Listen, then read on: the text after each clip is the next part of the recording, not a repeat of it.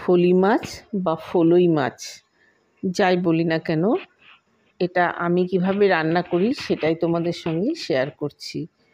প্রথমেই নুন আর হলুদ দিয়ে মাছটাকে ভালো করে মাখিয়ে নিচ্ছি। এবার কড়াইতে তেল বেশ ভালো করে গরম করে নিয়ে মাছগুলোকে একটু কড়া করে ভেজে নিচ্ছি। এবার মাছগুলোকে ভেজে তুলে নেব। আমি একটু কড়া করে মাছ ভাজতেই পছন্দ করি, তাই মাছগুলোকে ভেজে এবার একটা প্লেটের মধ্যে তুলে নিচ্ছি। মাছগুলোকে তুলে নিয়ে ওই একই তেলের মধ্যে প্রথমেই আমি বেগুনগুলোকে ভেজে নেব। আমি লম্বা লম্বা করে বেগুনগুলোকে আগেই কেটে জলে ভিজিয়ে রেখেছিলাম, সেগুলোকে ভেজে তুলে নিলাম। এখানে নুন হলুদ কিছুই আমি ব্যবহার করিনি। এবার লম্বা করে কেটে রাখা আলুর টুকরোগুলোকেও বেশ ভালো করে ভেজে নিচ্ছি। শীতকালে আলু বেগুন যাই দিয়েই কিছু রান্না করো না কেন, স্বাদ কিন্তু খুব ভালো হয়, কারণ শীতকালের সবজির একটা আলাদাই স্বাদ আছে বলে আমার মনে হয়।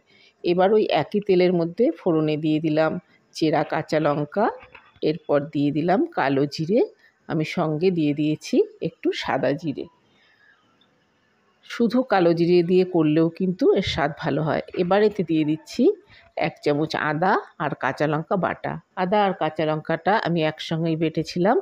এবার দিয়ে দিলাম 1 চামচ কাঁচা লঙ্কা বাটা। যেহেতু আদা আর কাঁচা লঙ্কাটা আমি একটু কম ব্যবহার করেছি, সেই জন্য আলাদা করে একটু কাঁচা লঙ্কাও এর মধ্যে দিয়ে দিলাম। কাঁচা লঙ্কা দিয়ে এই রান্নাটা করলে কিন্তু খুব ভালো হয় খেতে, তবুও আমি একটু শুকনো লঙ্কাও ব্যবহার করব।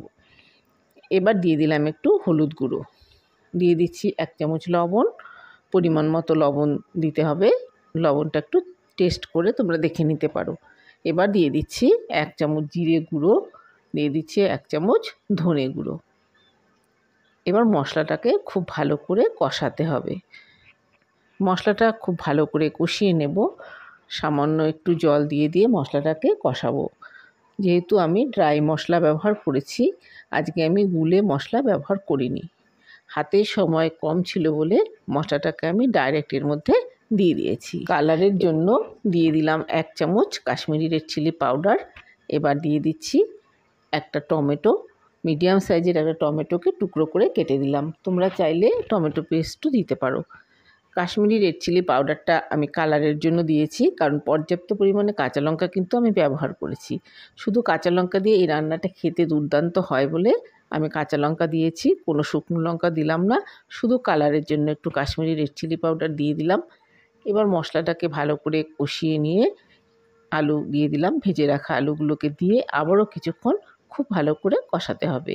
আমি কিন্তু মাঝে মাঝে একটু জল দিয়ে দিয়ে কষিয়েছি, সেটা তোমাদের দেখানো হয়নি, কারণ জল দিয়ে দিয়ে না কষালে কিন্তু মশলাটা পুড়ে যাবে।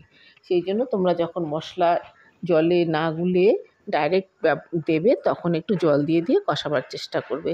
এবার এর মধ্যে দিয়ে দিলাম পরিমাণ মতো জল। এখানে আমি কিন্তু ফুটন্ত জল ব্যবহার করেছি। জলটা দিয়ে ভালো করে ফুটতে দিতে হবে। ঝোলটা যখন খুব ভালো করে ফুটে উঠবে, তখন আমি এর মধ্যে দিয়ে দিলাম বেগুন ভাজা আর মাছের টুকরোগুলো। ভাজা বেগুনগুলো দিয়ে দিয়েছি, মাছের টুকরোগুলোও দিয়ে দিয়েছি। বেগুনগুলো যদি আগে দিতাম তাহলে বেগুন কিন্তু গলে যেত, সেই জন্য আমি বেগুনগুলোকে একটু পরেই দিলাম।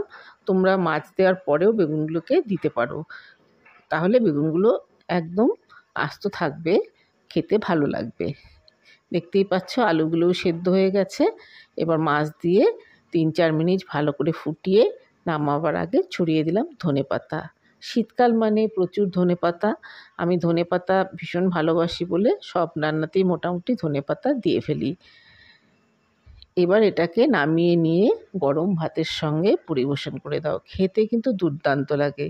ভিডিওটি ভালো লাগলে একটা লাইক কমেন্ট ও শেয়ার করার অনুরোধ রইল।